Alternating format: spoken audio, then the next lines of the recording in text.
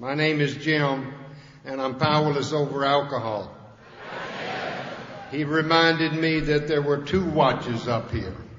One of the people that I sponsor loaned me his, and then Popeye didn't think I'd be able to see it very well, so he put his up here. And then somebody else told me wherever they were sitting, they were going to point to their watch when it was time for me to hush. The reason they do that is because I can talk 20 minutes when somebody dials my house and it's a wrong number. And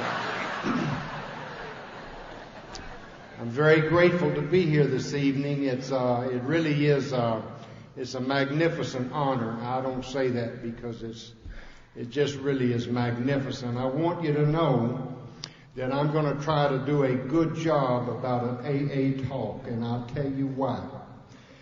For a number of reasons, there are people here. One reason is there are people here that are new.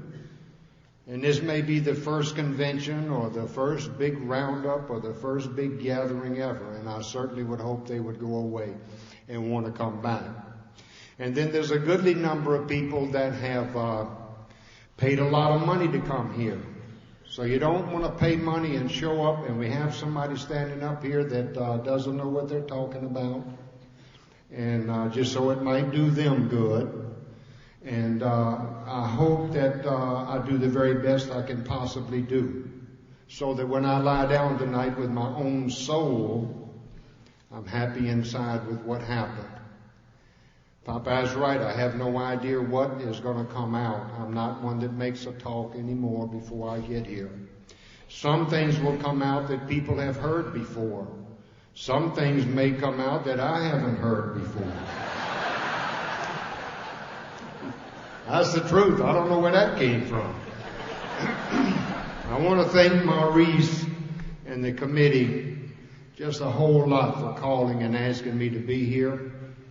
I called him back almost every day for a month to make sure he hadn't changed the schedule any or the lineup or whatever. And then I called him just before he was leaving to come home to remind him that I'll be there. And I look forward to being here. I would like to say that my sponsor, Stu, is in the room, and he spoke Sunday last year. And I want Stu to stand up because I'm going to say some things about him. Not too long, just stand up. And then you may sit back down. Thank you. We have a wonderful time, and he's my sponsor number 10. And it's because the other 9 have passed on to the great beyond. Or that's it. He's the only one that's still alive. And I told him that. He may not want to take the job. And he said, well, since I'm a lot younger than you, we don't have to worry about that. You'll be gone first. And I was able to say, then when you get there, I'll show you how to make coffee. I don't know where that came from. I have done real well today and every day this week because I truly tried to live in the day. And only once or twice did I try to think of something to say, which I have no idea what it was. And I talked to Stu, and he said that there's a great prayer for speakers. God help me to help them, to help me, to help them, to help me. And that's all I did in preparation. I was talking before the meeting, and I did say that we have some well-meaning, non-thinking people in AA. And some that are sober a long time. The new ones never do this because they don't know. But people come up and I'm standing there and they're cool as a cucumber and say, hi Jim, are you nervous? Well, I wasn't until you brought it up. Sometimes about a week ago, since I'm a tremendous fan of the game of football, and I watch an awful lot of, my biggest character defect is on Saturday, not this one, but on most Saturdays I watch 10 or 11 hours of college football. One of their quarterbacks made a statement. He said, if you get ready to go in the game and you don't have butterflies, then you don't love the game very much. And about 5 o'clock this afternoon, I came to the realization that nobody loved AA more than I have, especially today. Stu is my sponsor because when I came to AA, he had been here a little while, and he was a young guy, and I like to remind him and me of this. We're great friends today, and he really does sponsor me. I'd argue with him about something back then, how many cups of coffee went in the pot or whatever. And one night he turned to me and said, "Hey, I was here 100 days before you got here, and you must listen to me." About a week ago, I said something, we were talking. I said, "Oh, no. He said, "Hey, I'm here 100 days before you. You must listen to me." So it works real well, and you know why? The guy tells me the truth. He always tells me the truth. A couple of things I want to say along those lines that has to do with this program. Stu and I we were both young in this program. He came in March, I came in June, and I hate countdowns that are held during that period. He gets to stand up, and I have to wait until the next number comes up, and he turns around and smirks. The other people in the room that are smirking tonight are those that have already talked. They already got up here and they're just sitting out there smirking like I've done mine. There was a man who I loved very much named Joe. And Joe got Stu and me aside one night and said, "Leave such and such date open. We're going to New York." And we wanted to know why, and he said, "Well, it really doesn't matter, but we're going to go up there and meet the man that started this AA. It's Bill Wilson, Bill W., and we're going to shake his hand and say thank you." So we did. We went to New York, and we went to Bill's anniversary, and there were 3,500 people in the room. Many were dressed up, many were not dressed up. It didn't matter. And Bill spoke, and when I read the big book today about his story, I can hear his voice in my ears. I'm a very emotional romanticist kind of guy. I can hear his voice. I laid in some barracks in Germany some time back, and they had pictures where it was the exact same barracks that the Germans used for training in World War II, and now the Americans use it. And the pictures have changed very little. One of them shows German soldiers out, and the other one shows American. And I could lie in those barracks at night, and I could hear the roar in the voices of those German soldiers some 40, 50 years before I got there. So I can hear things. Anyway, he said to us, we're going to go up there and thank him, and so we did. It was a great, wonderful meeting that night. He had two speakers. One was a lawyer, and one was a recovered alcoholic whose profession had been prostitution on the streets of New York, and she claimed to be the toughest broad on 3rd Avenue. I don't know. At least I don't remember. I called Stu earlier last week and said, "Look, I got something going here. I just want to keep you posted. I've been talking to my lawyer." And he said, "What about?" And I said, "Well, I asked him, was it true that some cigarette tobacco companies had to award great amounts of money because people died of lung cancer?" And the lawyer said, "Yeah." And I said, "Well, is it true that some lady spilled a lot of hot coffee in her lap and she was able to sue and get money?" He said, "Yeah." And I said, "Well, there was a football player that left college and he couldn't read and he sued the institution." He said, "Yeah." He said, "Why are you asking me all these questions?" And I said, "Well, I was wondering if I could sue some of the beer companies for all those ugly women I've slept with."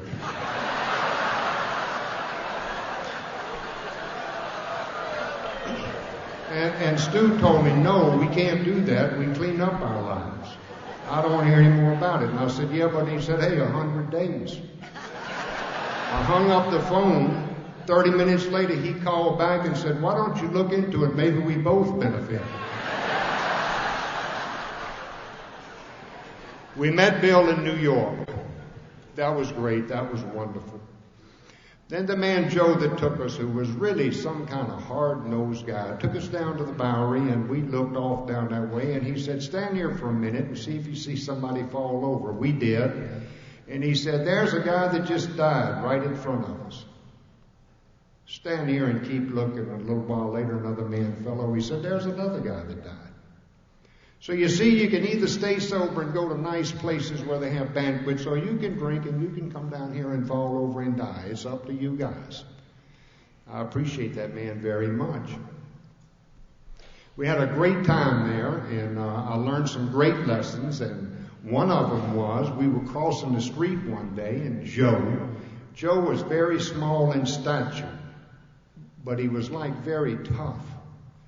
And we were crossing the street, and it was very cold and raining, and the wind was blowing, and a lady from New York came up and stood by us waiting for the light to change, and she said, oh my goodness, it's cold today. It is cold today.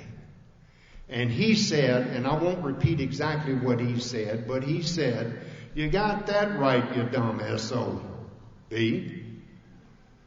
And we walked on across the street, and I said, hey, Joe, we're in AA. We're supposed to be cleaning things up. And he said, hey, why don't you shut up? The lady spoke to us twice, and you didn't even have the courage to answer her. At least I said something. So I learned right then, and all these years, I don't butt into too many conversations and try to fix everything up. I started drinking down in the Deep South. Was a tremendous drinking operator with a lot of class. And moved around and just really knew how the world operated. I joined the National Guard, and at 17 and a half years old, I went off to the summer camp. And the first weekend, I went into town with 1,500 other young National Guardsmen, and went to a honky-tonk out in the boondocks. That's out in the woods somewhere. And very nice place. And there's a lot of guys in there, about 200, and there's some waitresses and some tough-looking bartenders and managers. And this girl came walking by and said, honey, I like the way you look. Why don't you hang around, and maybe I'll let you take me home tonight. Now, I'm 17 and a half years old, and that was really like the greatest thing I had ever heard. And it was like 7 o'clock. Well, by 9:30, I don't know how many guys she told that to. I'm smarter now. She worked on a commission, I think, on how many beers were sold. So anyway, about 9 o'clock, the guys can't find me, and they start looking, and I'm laying in the middle of a highway. Unconscious, one of those roads where log trucks go back and forth. They go in empty, they bring these logs back. It was still daylight, and I was passed out. I don't remember any of it. I remember getting home. I remember waking up in my bunk, in that tent. I had no idea what happened. So all I'm going to say is it seems to me like at a young age, the first time I got away from home, I just didn't react socially. It wasn't like going down to the club with a couple of the guys and having a few drinks and talking about how successful the training had been that day. The first time I drank, I worked for a man who was a meat cutter, butcher we used to call him. I was a butcher's helper. I thought that was on the way to manhood, because he taught me he could not lift anything heavier than a petticoat, and that I would have to unload all the meat and bring it into place and then bring it to him when he wanted it. And one Saturday night he said, why don't you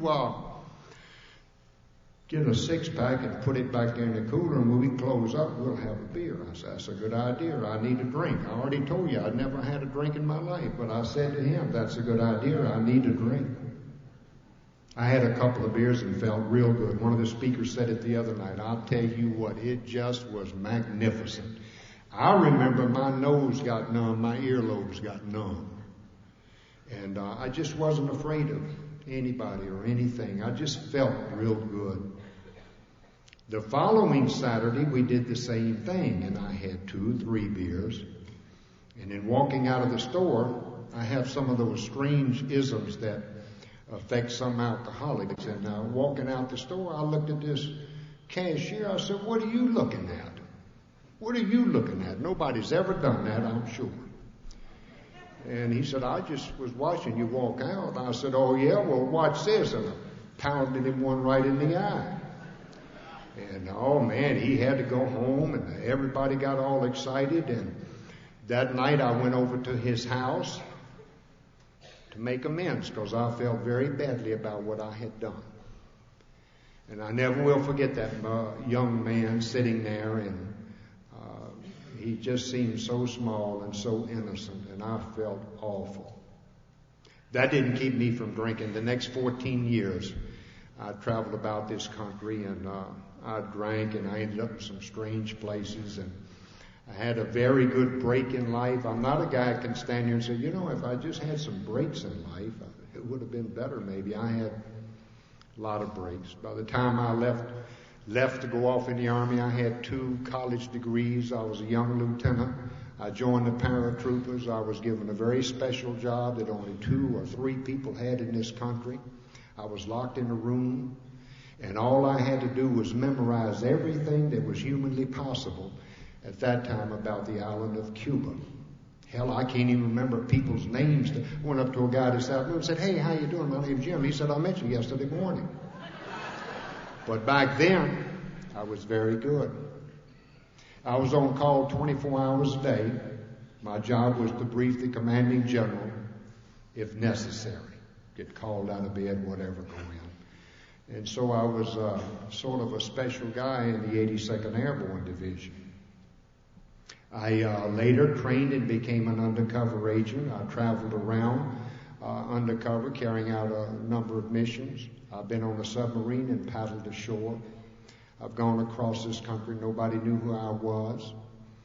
I've done a lot of things along those lines. So I had all. The problem was I went across the country one time and went to Seattle.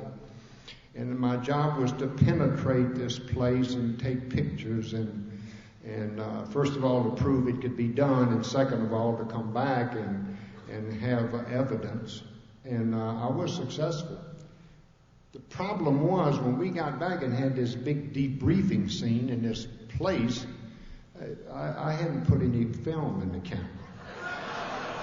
And sometimes they would send me other places, and I would go down the street. I stopped a policeman staggering around, and I'd say, excuse me, officer, can you tell me where this hotel is? He said, hell no.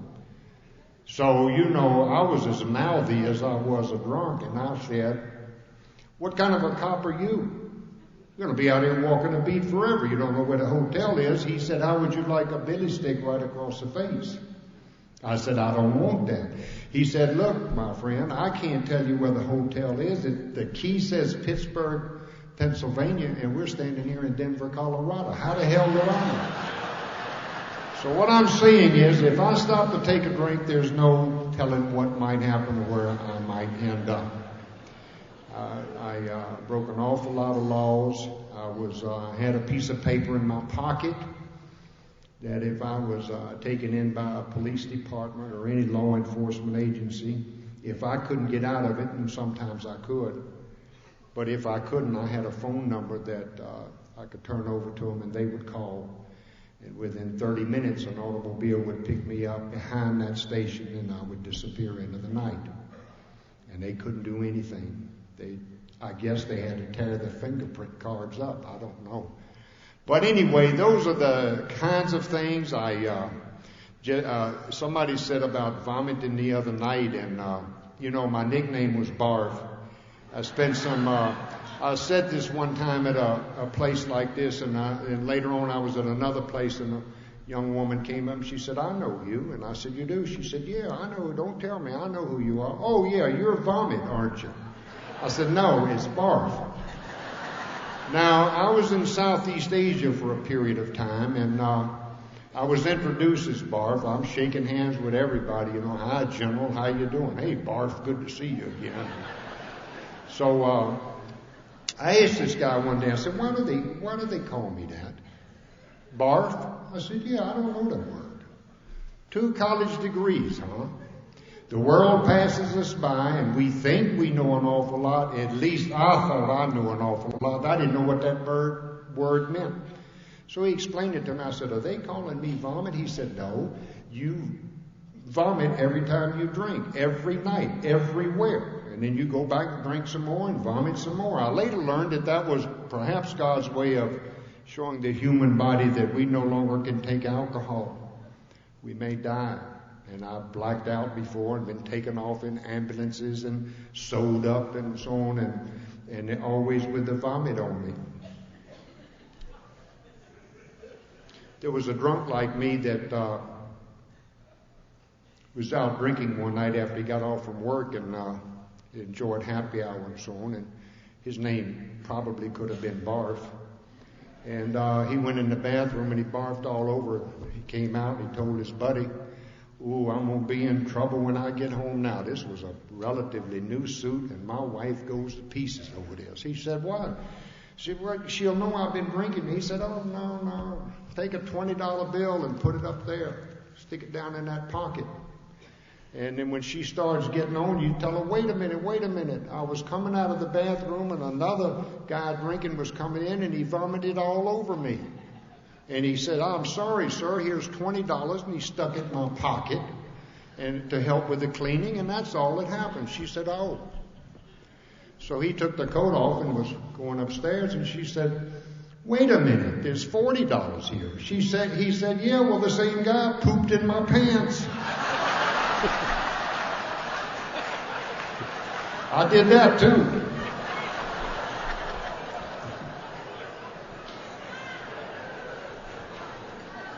I was on a big operation in June the 20th, I suppose, 1966 in Washington, D.C. Big operation that included all the major agencies, and I was one of the guys in charge. And coming in that night, we were going to go to bed early. And I told the guy with me, I said, "Let's go across the street there and have a beer." He said, "I don't know, man." And I said, "Oh, yeah, come on, just a beer. We'll have a bottle of beer." He said, "Okay." We went over and sat down. I looked at the table next to me, and I said, "How much is that pitcher?" Somebody told me. I said, "Hey, it's better to get a pitcher than 2 or 3 bottles. Let's get a pitcher." Well, at some point, I don't know where I was, but he wasn't around.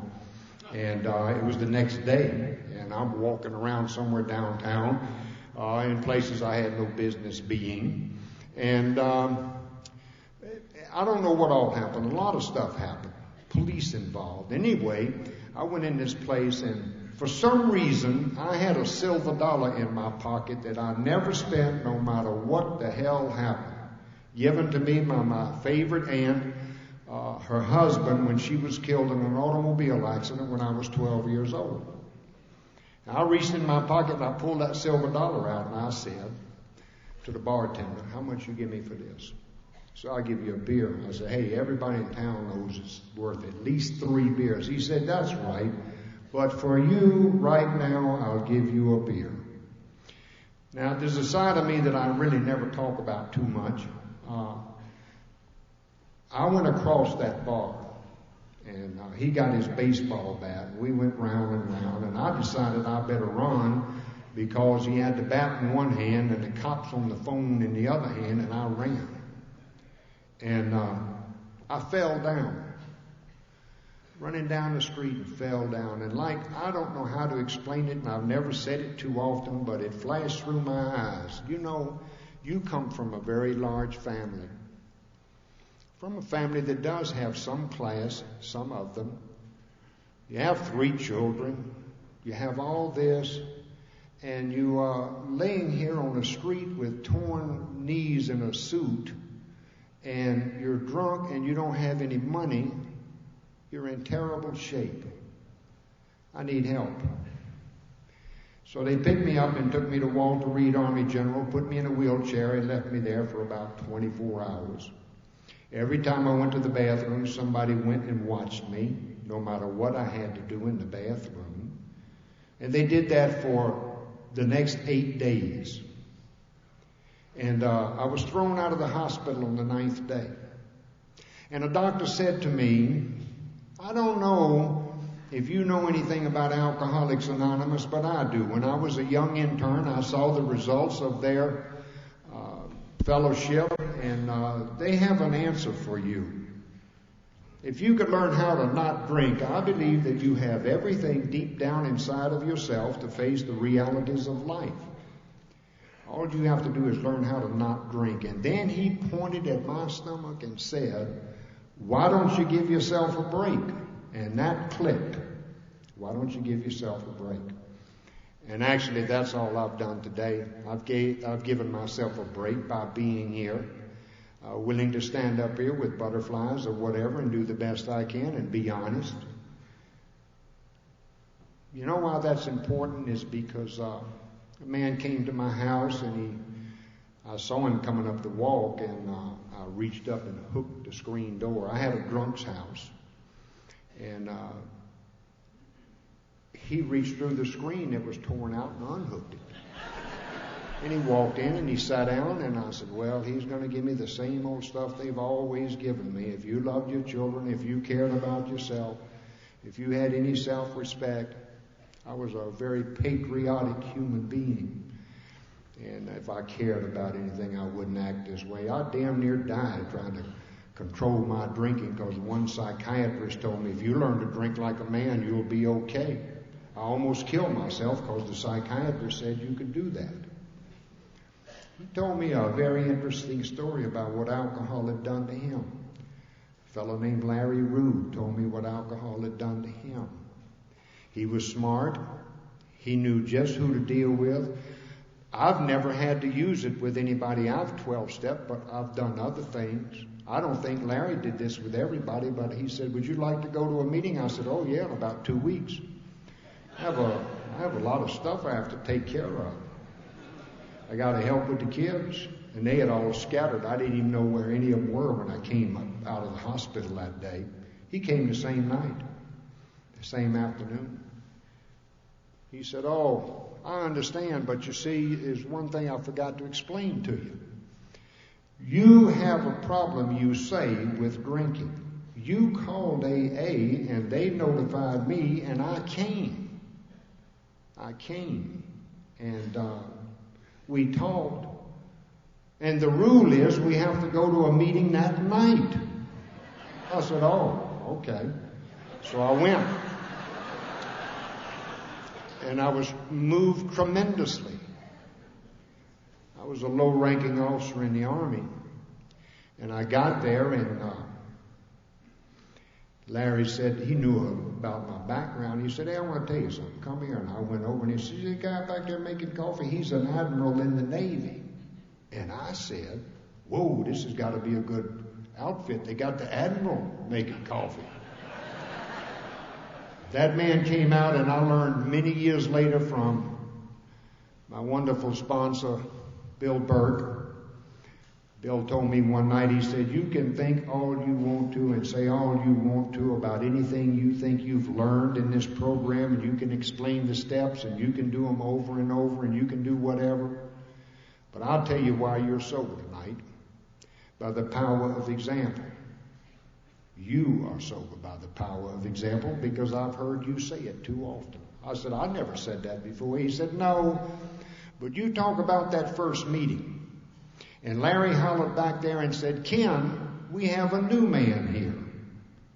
And Ken turned around and started towards you, and as he approached, he has white shirt on with starch in it, the old days, 40 years ago.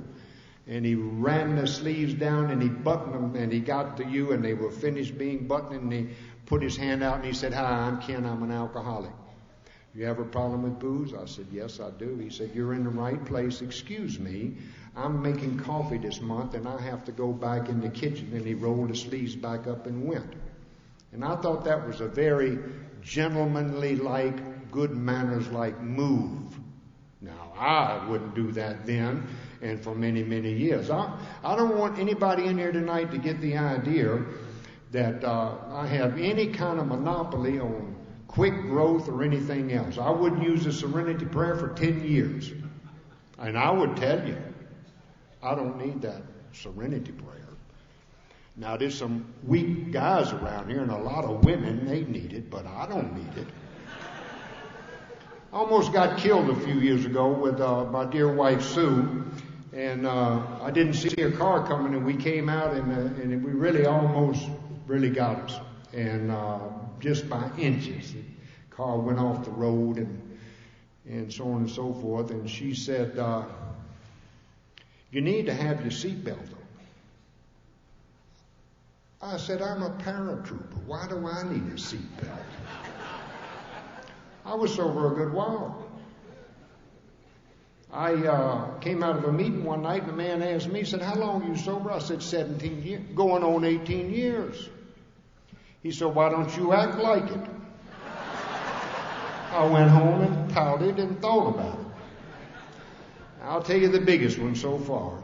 I was 27 years sober. And my poor wife never was in the military. And she doesn't know anything about security, like locking doors and making sure that when you go to sleep. And I'm overly that way because I never was able to get off duty without locking everything up, no matter where I was. Hell, I'd call from some other state and say, I forgot to lock that back door when I left yesterday afternoon. Will you go lock it? And I come home 4 days later and it's still unlocked. She don't know how to do that. So I came in one night and I said, hey, I was getting ready to go to bed and the front door was locked. She said, oh, I must have forgotten. Now, I'm telling you, folks, this is like the 17th time in the past 2 years. Well, I'm smart. I said, well, you can't get this by just talking to her. I didn't really say this, but this is what happened. I happened to have on pajamas, which I really never sleep in, but I had them on because I'd been watching TV. Well, I am great at becoming the Incredible Hulk. And off come the clothes. And everything gets thrown around. All the clothes came off. Well, that's not good enough. I went and got the Army 45, opened the front door, walked outside and hollered, announced to the world, any desperados out here, I didn't use that word, I used some other word. Any desperados out here that want to come in this house and take everything we have, kill me, rape her, and move on along, just come right on right now. We've got everything open for you. 27 years sober. I can overreact. And but worse than that, of course, an hour later, it's, oh, I'm so sorry. I don't know what happened. Oh, my God. I mean, it's terrible. If you ever do something like that after you're sober, I have done it a lot, and my soul hurts for acting that way. However, the next day, I'm thinking, that wasn't so bad. Just like when I was drinking, that wasn't so bad. Give me a couple of beers. See, that's okay. Everybody does that. Well, the next day I found myself saying, I wonder if the police would like to know about these tactics. If they got a crazy man in every neighborhood, they're not coming here for a long time now. Those people that heard that say, don't go down there. They got a naked man with a gun. Let's go rob the places that they don't have crazy people. So if we get one in every neighborhood, we can eliminate crime. And by the time I finished, I think I've invented a new concept. The only thing is I mentioned it to Sue and she just walked away.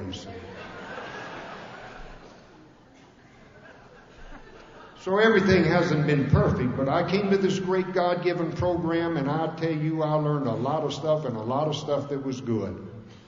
And not always easy. I gave Berkey a ride home one night, and I said, well, my ex, not Sue, my ex called me an SOB. He said, I think she's right. I said, why? He said, well, you put a plate of spaghetti on her head, and the time before that you waited until she put up new drapes, and then you throw a glass of milk all over her. So you are.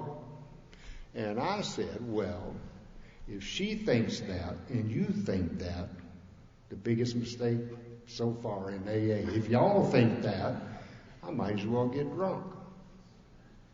We were sitting in front of his house, and he said, okay, here's the deal. I'm going to get out of the car and go in the house and have some ice cream. I want you to go to the nearest gin mill and get drunk.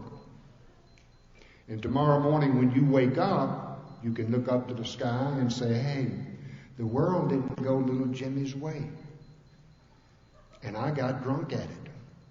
And he got out, and it was one of those car door slams that rocks the whole car. And he walked off, and I'm muttering what I think of him. And then I really began to get educated.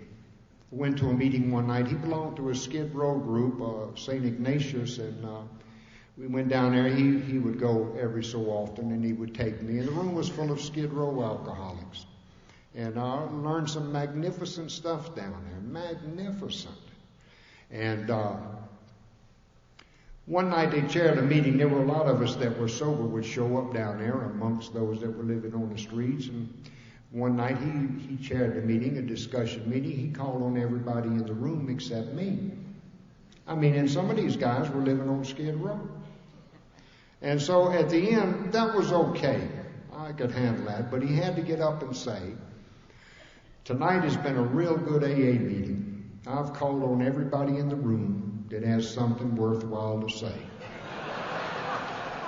And riding home that night, I was on the back and Bill was driving and another fellow named Bill was in the car, and I'm saying to myself, I hope they let me out and they both go get drunk. They don't know what they missed tonight talking about that was a good meeting, except I didn't get called on. Today I would never wish that on the guy that I dislike more than anybody else in this great AA program. Well, actually there's quite a few, but I don't want any of them to get drunk. That's death. Or incarceration, suicide. It's a terrible thing. This is a very important meeting for another reason. Stu and I came when he was sober in March, I was sober in June, and we came to the 9th session by the sea. That was 40 years ago. And I met my first fraud. I went down to get coffee the night of the banquet, and I went and sat up by this counter, and this guy that I know today says, how long are you sober now? And I said, 3 months today. And I can just see him as plain as day saying, oh, you got it made now, don't worry about a thing. And I told my sponsor, and he said, don't drink any more coffee with him. He's a fraud. He did not tell you the truth. We never have it made. Never, never, never. So we were here, and it was a small group, and I'll tell you how I learned a lot about other things. There were maybe 300 of us, and we all were at the Plym Plaza, but it was a Plym Hemming back then. And I think 300 of us were here, and they had the banquet and everything in the hotel. Everybody didn't go to the banquet because I guess they didn't have the $6 or $7 it cost back then. But at that banquet, I learned something. First of all, there was a man named Greenberry. I don't know him. I just remember that. And he made me laugh. And that was the first time I remember laughing since I had come to AA, 3 months. And he had a very subtle, easy kind of a joke. And he would say it, and he would never laugh himself, but everybody else would. So I learned to laugh. The great thing that I learned is about the human beings that we are, all of us. We had the banquet, and the waiters and waitresses came out, and they brought the salads to each table, and we'd eat that, and then they'd bring the main course, and we'd eat that, and then they'd bring the dessert, and we'd eat that. And up at the head table, all the people sober, 12 and 17 and 21 years, at the head table, they were going to speak and talk. Well, while I'm eating dessert, they hadn't got their salads yet. You'd be amazed how serenity and peace of mind and just so nice and easy about everything just goes out the window when you feed all the new people, but you don't feed the old timers. And I saw them getting mad and hollering and I said, well, they're not as serene as they act like at all these meetings. That was a very great day for us. I heard him say around the tables, but for the grace of God. We were in New York, we were walking along, and my friend is very streetwise, and he and I, we didn't know it at the time, but we were going out to see New York's lights.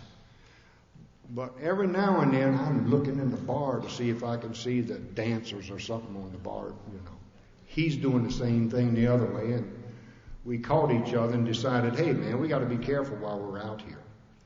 So we changed our thinking. We stopped a drunk. I think you mentioned this last year. We stopped a drunk and we started talking. Well, he stopped us. He was hitting us up for a little handout. And we said, we'll give him something, but we're going to talk to him first. Well, we proceeded to 12-step this man. And at some point, with Crooked Finger Stu doing this at him, if you don't take the first drink, you can't get drunk. I'll tell you how this works. And I'm saying something over here, and this guy finally said something like, holy smokes. There's 13 million people in this town, and I had to stop you two SOBs. I don't want anything. Walked off. The drunk came along, and it was going to throw him down the subway steps. Stu said, let's stand here. They won't kill him as long as we're here. If we keep walking and we're not around, they're going to beat him up and throw him down those subway steps. They called a paddy wagon or something, and he was laying there on the street, and I said easy does it or something else. I meant I had a choice. I could make a choice. And while I was standing there, I'd heard this in AA. The choice is ours. We can choose to stay sober, whatever. And a lady came along who had on an evening dress with a man who had on a top hat. And they were walking along going to some kind of play, I suppose. And they stepped over him. She pulled her skirt up and they stepped over and looked back and sort of laughed. And I said, there's the answer. I can lay on the street and let the world step over me. Or I can walk along sober like we're doing now. And that's what happened. It is not possible for me to tell you about 40 years of sobriety, 40 years of growth, 40 years of all the cups of coffee, the people I've sponsored, people that have helped me. It's just not possible. But I am going to tell you how I saw it work, a couple of great things. I mentioned Berkey. I had my back against the wall down in Atlanta, Georgia. I was sober a couple of years. And I called him to talk to him. He was not a very patient man, or able to hold the phone to his ear very long. And finally he said, let me call you back in a few minutes. So I sat there. In a few minutes he called back and he said, pick me up at the airport in Atlanta, 11 o'clock Thursday night. I said, oh, Bill, you don't need to come. He said, I didn't call you up to ask you what I need to do. I told you where to pick me up. And he did. I picked him up. We went to the house, 2 o'clock in the morning. And I said, back there, there's a bed where you can sleep and, we'll see. And he said, I didn't come down here to sleep. I came down here to talk. We talked till the sun came up, cleaned up a little bit, and went to a morning meeting. The love of this program, there's a guy in this room somewhere named Burl. Burl lived with Berkey up in Baltimore. And Burl said, you're going to go and see the guy? He said, yeah, Jimmy's down there, and I think he's a bum that wants to stay sober. And Burl said, well, I don't need this paycheck. And he signed it over and gave it to Berkey, who cashed it and helped pay for a plane ticket. None of those guys had money to pull a credit card and go do something. He came and talked to me, I'm sober tonight. I don't want to ever forget that. I can't tell you all the things that have happened. I'm a different person. And I'll sum that up real easy. I was in AA a while, and somebody would come over and say, hi, Jim, how you doing? I'd keep my hand in my pocket and say, it's none of your damn business. And I ain't shaking your hand either. And I wouldn't. One lady said, some are sicker than others. And I said, look at them. They eat donuts and drink coffee after the meeting. I don't know what's the matter with them. So I had a terrible attitude about life.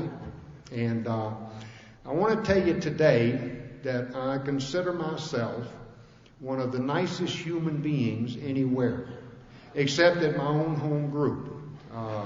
Things happen that I don't like, and so I'm going to, whatever I have to do to pass the message on that I learned. I don't want you to come to our group any of your friends out in the world that can't find an AA meeting, it's a closed AA meeting, and they come because they're in Overeaters Anonymous and they like to talk. I don't want them in my group. I'm going to tell them.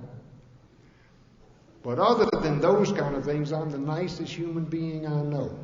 I've met more people on the streets in the past week than a lot of people will meet in 10 years. I told you I could talk 20 minutes on a telephone call that wasn't meant for me. I stop people. I'll tell you what has been a great blessing I've learned here for the first time. We have a lot of young people, men and women in this town that are from these countries like Russia and Romania and Yugoslavia and wherever. And I've talked to 15 of them. I've been amazed. Not one single one of them said they came to this country in order to have a good time. They came in order to save money because when they go back to their country, they're going to be able to make the money go further and they're going to be able to help their parents. And I said, what do you really like about this place? The parties? No, we don't go to parties. We like the ocean and the beach. These are 19, 20, 21-year-old people. I'm very grateful to the God of my understanding that I have the desire to stop people and start talking to them. I'll tell you something you can do that you really want to help a human being out. And there may be some in this room. I make apologies for that if I were to hurt anyone's feelings. My father was killed in World War II, so I would never say anything to hurt anybody. But if you see an older veteran walking down the street, I do it all the time. He's got Iwo Jima or something on his hat. And I say, excuse me, sir, how you doing? Where were you during the war? And then be prepared to stay 45 minutes. Because they're going to take me through basic training and what kind of boat they were on and what they ate and what they didn't eat. And I learned to give of myself because I took. I'm going to close in a very few minutes. I'm not too sure what time we started, and there were several things they got on me about here tonight. They wouldn't let me set the watch back because I thought we should get time for all this countdown and stuff, but no. And I didn't ask Stu, but I knew what he would say, but I asked a couple of other guys. I wanted to stand up tonight at 55 years. They wouldn't let me. And I thought you could count 40 years of sobriety in AA and the first 15 years of my life when I didn't drink. But they say no. Have to get honest. I'm very honest. I'm too honest. I've gotten in a lot of trouble about being too honest. And talk those things over with people that have more experience than I did at the time it was happening. I have a wonderful life. Wonderful life. I'm married to the best woman on the face of the earth for me. The very best. She left here yesterday to go home. We're one of those people that came a long way.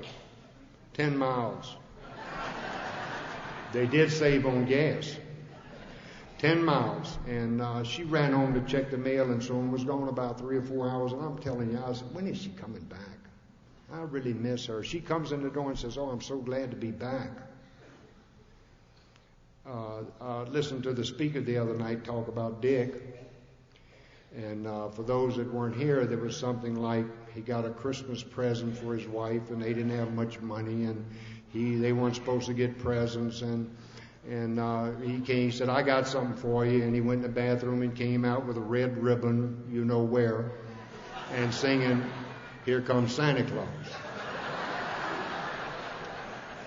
And I went back to the motel that night, and I had to make sure it was that song because I hum Christmas songs all the time, every day of the year. And so I opened the door and said, "Here comes Santa Claus," singing it. And she said, "Forget about it, I'm watching the shopping channel." So I'm thinking I'm going to work on the TV so it doesn't operate too well, but we'll see. I live on top of the world. I believe I'm the most blessed person on the face of the earth. I can live with me. And I really enjoy that. I've made a lot of mistakes in AA. I've had fights in AA. I've cussed people out. I've pouted. I can pout for a long time. and talked about people and all kinds of stuff. But I don't do that so much anymore. I truly believe it's God's world. I love everybody in the room. I love everybody I run into. I'm not teasing about the singing. My wife Sue will tell you, if we separate in the biggest mall in the country, all I have to do is walk around and stick my head in a few stores, and somebody usually says, "Could I help you, ma'am?" And she says, "No, I'm listening for my husband." "Oh, there he is. He's singing Jingle Bells." I don't know where it came from. I just do that. I left the meeting not too terribly long ago, and was on top of the world. You know, we always tell new drunks, "Oh, I'm sorry you got fired, and you know it's terrible to go through this, but this too will pass." Well, orgasms pass too, so when it's real good, you can say, "Well, this I don't know where that came from, but this too will pass." So I'm on top of the world. Man, I got everything. I went over to Easton. They got a great bunch of people over there. They've had me there a few times, and I spoke at a hospital, and we went and left, and we went and got something to eat, and this was 4.5 years ago, and went home. That was on a Sunday, and Monday got up and went. We were running some of our errands and taking care of things. We're both retired, and I went in a salvage store, and they have a lot of things in there that are very inexpensive. And one thing they had was a stack of baseball caps that had the Olympics in Atlanta, Georgia, 1996. So I said, I think I'll get 2 of these, one for me, one for my son Miles. I walked around the store, and I said, you know, he is a he's a blue-collar, hard-working guy. He's not going to put this white hat in his truck and go around and work in it. So I went and put it back on the shelf. And a while later we got home, and when we got to the house and got in the house, there was a man waiting for us. And I want to tell you about this guy, Miles. There's people in this room that he sponsored. There's a lot of people in this room that he loved very much. And he really was one tremendous human being. He lived on the streets wherever he parked his car till he got sober, and then for 16 years he stayed sober in this program. And the last time I saw him, he was speaking. It was his 16th anniversary, and he was speaking for somebody who was celebrating his 25th anniversary. And the meeting was over, and we were shaking hands and all, and I went up to him, and I said, "Hey, Miles, good to see you." That was a good talk. He said, "Hey, Dad, how do you like this suit?" And it was similar to this one.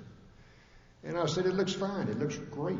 He said, "Well, I never have had an old man suit before." See, this is an old man suit to the younger bunch. And I said, "Well, it looks great." So when we departed, we kissed. I come from a family of men that believe in kissing hello and kissing goodbye on the cheek. If I walked in my grandfather's house and didn't go directly to him and kiss his cheek, I got a look that said, "Hey, you're going to see some fireworks here in a few minutes." So I always did. I have sons that, one son was in the military for 28 years. Every time I took him to the airport in his uniform, he said, "Don't worry about what anybody thinks." And he leaned over and gave me a kiss goodbye in his uniform. So anyway, I kissed Miles goodbye and went home. Now that day we came in from shopping. Sue's brother Harry was inside the house, and we went in. "Hey, Harry, how you doing?" He said, "Not too good." "What's the matter?" It was very unusual for anybody to be in our house. And he said, "Well, there's been an accident." And I said, "Oh, who?" He said, "Miles."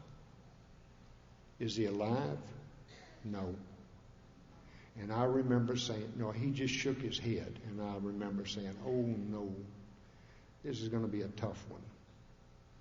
And it was very tough, very tough. Within a little while, somebody from AA came over and took the dog to take the dog walking. A little while later, somebody else came over, and somebody else, and people were with us the whole time. Amongst other things, this very successful young man was a lineman.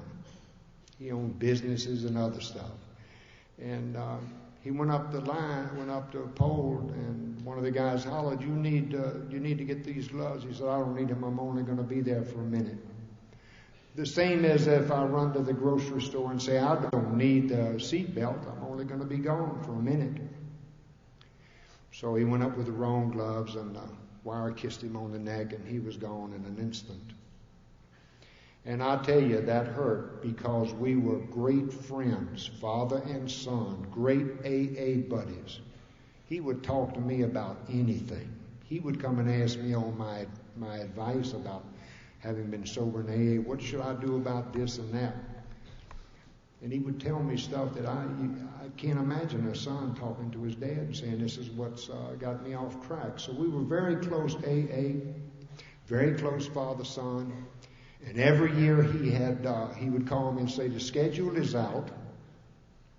Which game do you want to see? And he would take me to see whoever I wanted to see with the Eagles. In Philadelphia, the Eagles and whoever else I wanted to see. We did that for years. So we were very close guys. Well, I'll tell you what, it hurt, and I moped around. I went to meetings, and I did okay. And the first AA meeting I went to, there was a lady in that room named Suzanne. And I walked by, and she said, hi, Jim.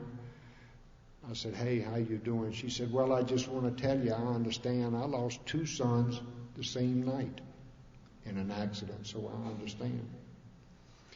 Well, I'd run into people that would say things like, I understand. I lost an uncle that was 100 years old. And I said, well, that is something. And one lady lost a parakeet. I said, oh, I couldn't really identify it. One night a man came to our group I never saw before. I was sober like 34, 35 years. And the guy stood up, and when they made announcements, he said, I'd like to announce that I'm going to be celebrating my 43rd anniversary, da-da-da-da-da. I never saw him before. The meeting is over. And I like to go after those guys and talk to them. What are you working on now? I'll ask anybody sober here longer than me. What are you working on? So I went and we talked for a few minutes. He said, you don't look so good. Something on your mind? I said, it's been sort of tough this past number of months. And he said, what happened? I said, well, I lost a son. Accidentally, they say, and it's just been tough. He said, oh, I understand. Well, I'm thinking parakeet, 100-year-old uncle, what? And he said, no, I understand. I lost a son after I got sober, and it was an accident, and it was terrible. So I do understand. What you don't understand is that some years went by, and I lost another one by accident in this program, and I stayed sober. It's never really easy, but I'll tell you what, I had a little experience about it the second time, so it's good meeting you tonight. And he left. So this lady out here and that man told me that I certainly wasn't alone. And I'll tell you something else. There's somebody in this room tonight that's been through some tragedy. What I really hope that there's somebody in this room that's new that wants to come back. You see, if Stu and I can be here for the 9th one, and then 40 years later come to the 49th one, why can't somebody else do the same thing? Why do you have... Somebody told me tonight, I'm trying not to drink. Somebody told me I'm trying not to drink. I said, don't try not to drink. Don't drink. That's the secret. If you're 17 years sober and act like you're not, you start acting like you're 17, but don't drink. If you stomp around outside with a pistol in your hand and you're ashamed to tell people in AA, when you go back and tell them, they're going to laugh, and you still don't have to drink. No matter what happens, don't drink. It is a hideous disease. My mother died from alcoholism, in and out of AA for 30-something years. She OD'd on prescription drugs and alcohol. My dad was an alcoholic who died in World War II. Have a bunch of them in my family, a bunch of them. We have enough at one time to have our own AA group. We had 7 or 8 of us. About the death of my dear son, I want to say in closing that it is not a problem at all today. None whatsoever. It's because of AA. I read things, I see things on TV, I watch somebody loses a son and 9 years later they still can't get out of bed. Stu called me the day after the funeral and said, "Are you lying in bed feeling sorry for yourself, or are you ready to get your ass up and get going?" Only somebody in AA would say, church people aren't going to call and do that. But he knew. So I got up and got going, of course. But today I can tell you this, that if I think about my boy that's gone, I use some of the great stuff I learned in the game of football. You know, it's just like if you have a football team and one of your key players gets his leg broken and he's out for the season, you huddle up and say, well, we've lost a great player here, but we got to finish the schedule. Well, I have to finish the game of life. I have to keep doing. I have to keep loving you people and allowing you to love me that I never knew how to do. So you know what I say today? It's really none of my business. It is none of my business. It is between God and Miles. None of my business. My business is about the simple question, how do I stay sober, and how do I practice Alcoholics Anonymous, and how do I learn to go to another level and be a better person? How do I live these steps? I want you to know that I do love you, and I thank you, and I hope that somebody in here got something.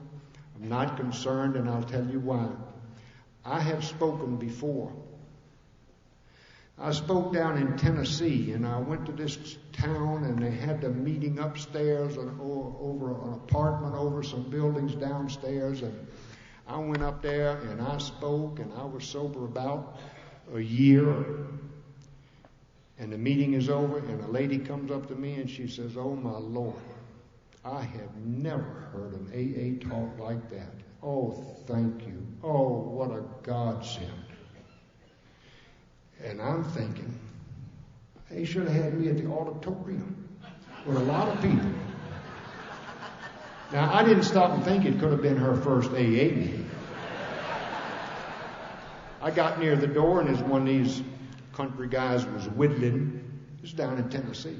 He was whittling on a stick. He never looked at me. He said, "Hey, boy, you going back to Memphis tonight?" And I said, "Yes, I am." He said, "Well, you need to get to a meeting real soon because you got a hell of a long way to go." And that night, when I was a year sober, I learned, what do I care? Some are going to say it was good. Others are going to say, "Oh, my Lord, he hadn't added anything to whatever he's got to say." And this is the biggest group I ever talked to.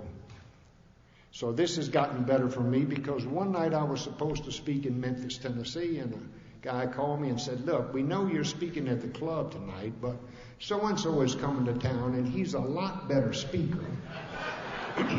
So if you would let him have tonight, and you go over to West Memphis, Arkansas, there's a speakers meeting over there, and I've called the guy and told him that you would come." I said, "Okay." I didn't know. I said, "Okay, I'll be glad to." So I go over to West Memphis, Arkansas, and I ride around, and I find this group which meets in a little house. And I go up there to the door, and nobody's there. I said, "What the heck is this?" And it's like 10 minutes to 8, and I finally see a couple of guys down there in a car, and I go down there and knock on the car window, and there, if you're from the Deep South, I'll tell you that football is unbelievable. And they said, "We're listening to LSU in Alabama." I said, "Well, do you know anything about this meeting up here?" He said, "Yeah, we're members of the group." And I said, "Well, is anybody going to open up and make coffee?" He said, "Well, why? It's just 2 of us here." I said, "I'm here, and I'm here to speak." "Well, why don't you just get in the car and nobody else is coming? We'll listen to Alabama and LSU." And I said, "No, I'm the speaker, and I'm going to speak." So we went in and made coffee, and about 10 minutes after 8, one of them sat here and one of them sat here, and there was an aisle going down, and they sat there, and I talked for 40 minutes. And they kept looking at their watch, wondering how Alabama and LSU was doing. I pray that we all stay sober. We won't. I pray that there's better days ahead, and there will be, and some difficult days. None of them are bad. I don't have any bad days in my life. Never. I have very good days and I have interesting days. When Miles died, it was more than an interesting day, but it wasn't a bad day. It was a sad day. AA taught me that I can look ahead and I can be positive, and I really am today. And I'm going to walk out of here, and the next person I see outside that's not in AA, I'm going to say, "Hi, how you doing? It's nice to meet you. Where you from?" You did that amongst other things to me. May God bless us all, and may we meet again somewhere on the great road of sobriety. I think it ran over. I think you did too. That's okay.